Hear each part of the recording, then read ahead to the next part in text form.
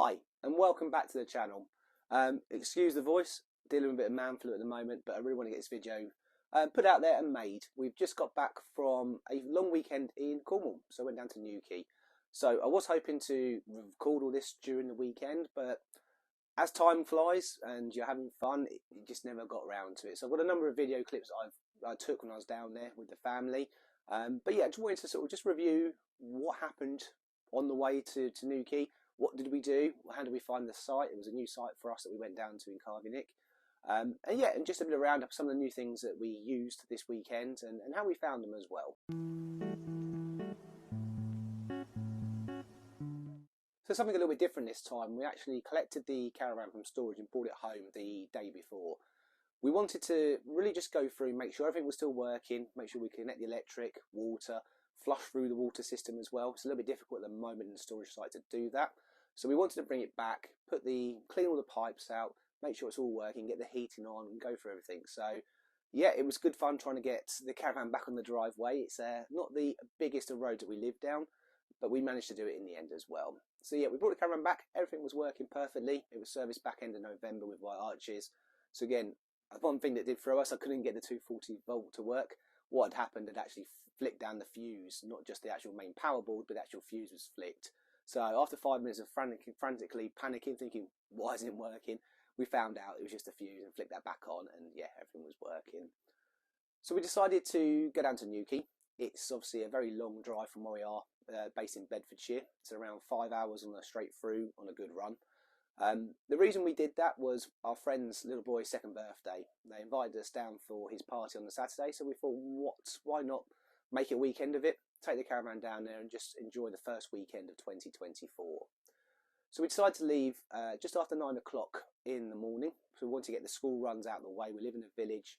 There's a couple of large schools that the buses go through, and not the biggest of roads to get out of, to get onto the M1. So we waited just after 9 o'clock and hit the road. Looking at the sat-nav, so I do check Google Maps and then I do use the Garmin Camper 790. The route was telling us to go up to Birmingham, across the M45 and down the M5. So for me, it was a strange proposition, going up north to come back down south, but actually the route was really good. Going up on the M1, A45, M45 and down the M5. Very simple roads to drive on. There was no traffic, we didn't get stuck, we stopped a couple of times, we stopped in the services. But yeah, we did have a bit of an issue within the first hour of driving up there. So I was on to just coming off the M45 to go onto the A45. I would hit some sort of bumps in the road, would hear a noise. I was thinking, what's that noise? Happened again and again and again. I had to pull over to the hard shoulder because I wasn't sure what was causing this noise. We got out, looked round the caravan and realised the actual jockey wheel had dropped down. So it wasn't where we tightened it up on the A-frame. It actually unwound itself all the way down, and every time obviously the caravan bottomed out on a dip, the jockey wheel was hitting the road and bouncing back up again. So again, wound that back up, tightened it all up, and carried on the journey fine. Touch wood, and lucky enough, we didn't cause any damage. A couple of little marks on the jockey wheel itself, but again, it was still working order and perfect. But yeah, I'm glad I pulled over just to check that as well. So it's a bit strange why it unwound itself and wound down. So yeah, it was the first time in 18 months now of towing that I've had to pull over to check something out on the caravan during that process as well. So yeah, as I mentioned, we took about 6 hours in total to get down to Newquay. The campsite was literally 2 minutes off the A30, which was really simple, really easy to get to as well.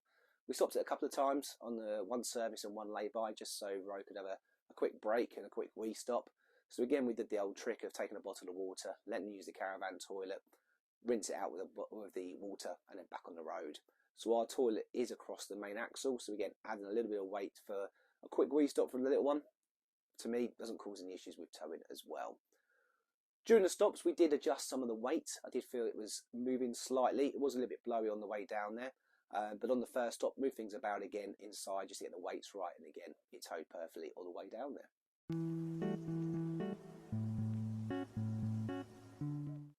So on to the campsite. So when I was doing some research and looking for a site down near Newquay, so our friends are based in Morganporth, the party was in Newquay on the Saturday. We knew we wanted to stay quite local to the area. We do like Newquay. We stayed down in Hendra last year and going back down there again in July this year as well. So looking around, found some great sites, but again, it was because it was February, a lot of them didn't open until March. Then we came across a site called Carveynick. Again, I think the locals pronounce it slightly differently, so again, please I'm apologising if it's not the correct pronunciation. But Carveynick had hard-standing pitches. They were serviced as well, so we had water, electricity and grey waste on there. It's only a small site. There was holiday cottages on site as well. So we found that. I mean, it was around about £130 for the 4 nights. So we did book to stay Monday night.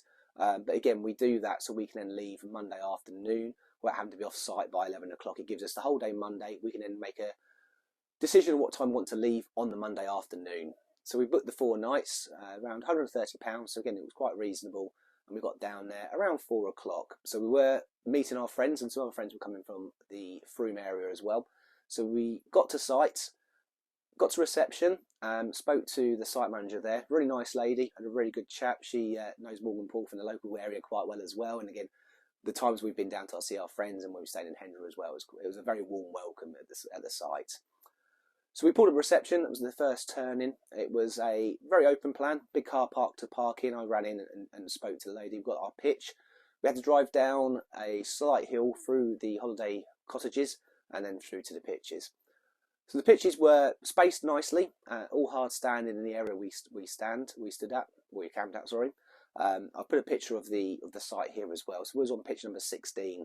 So we're between 2 sort of bamboo bushes and reversed onto the pitch. Out the back, the views were stunning across the countryside, looking towards the Newquay coastline. It was beautiful, really nice pitch, really well laid out.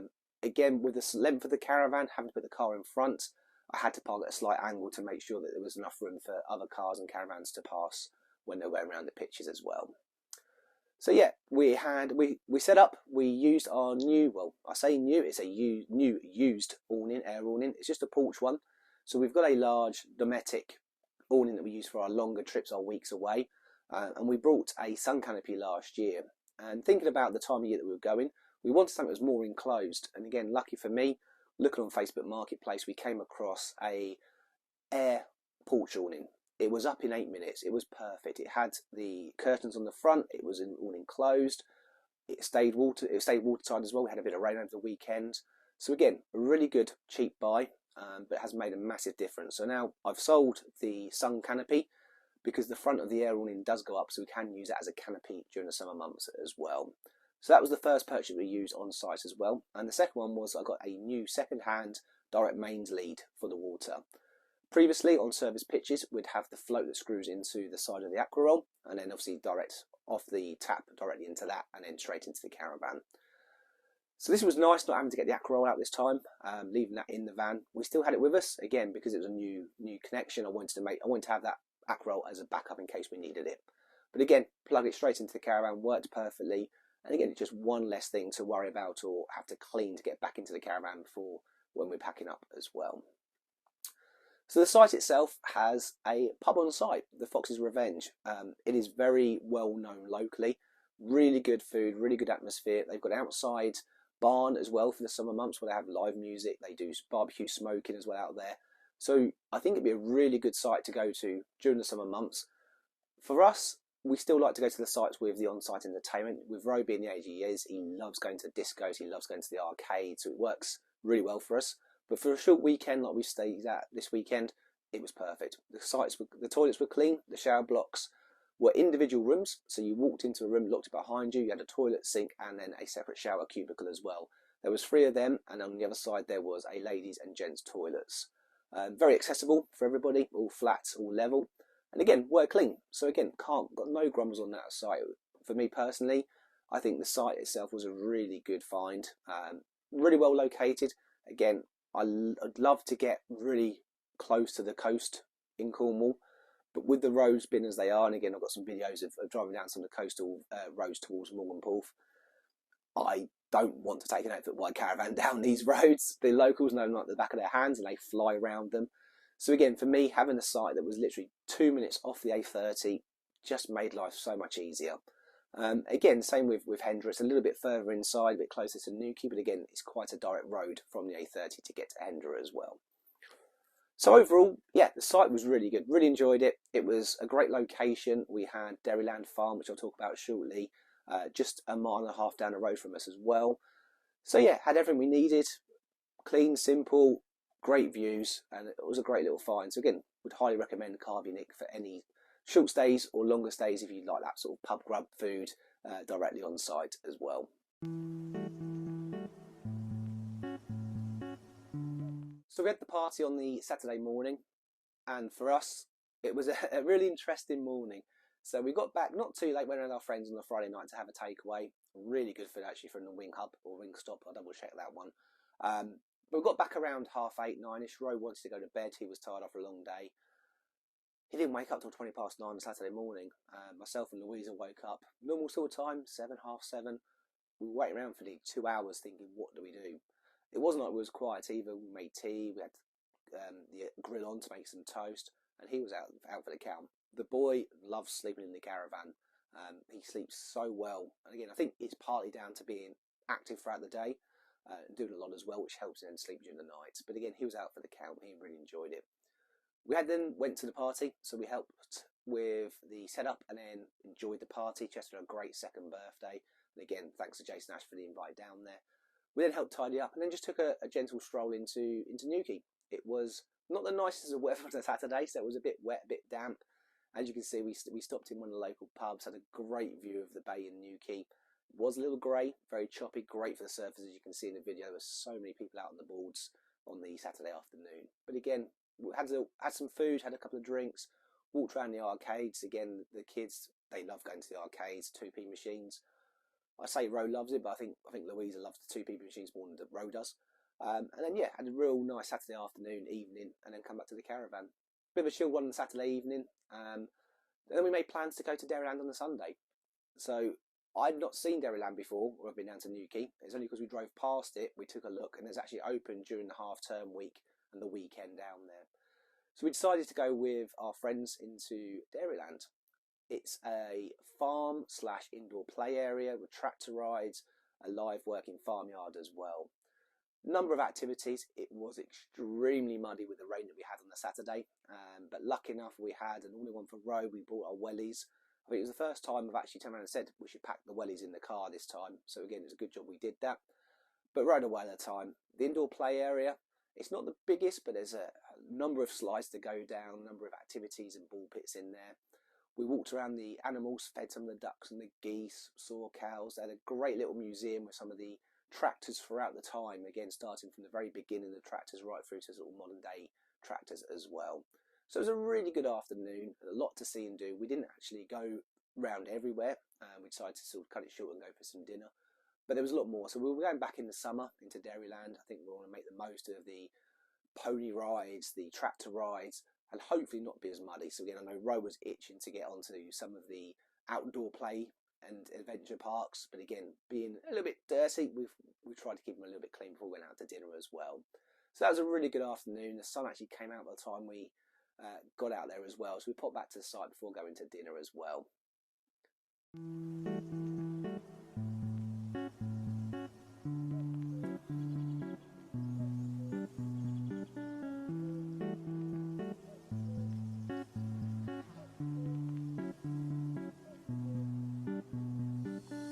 So we then went to go and have a Sunday lunch, and then, well, Sunday dinner, shall I say. It was about 4:30 by this time. With our friends being quite local, they recommended going to the Plume of Feathers.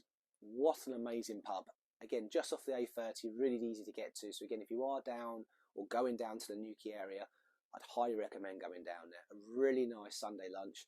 We had the pork belly with stuffing, the vegetables come on a separate side.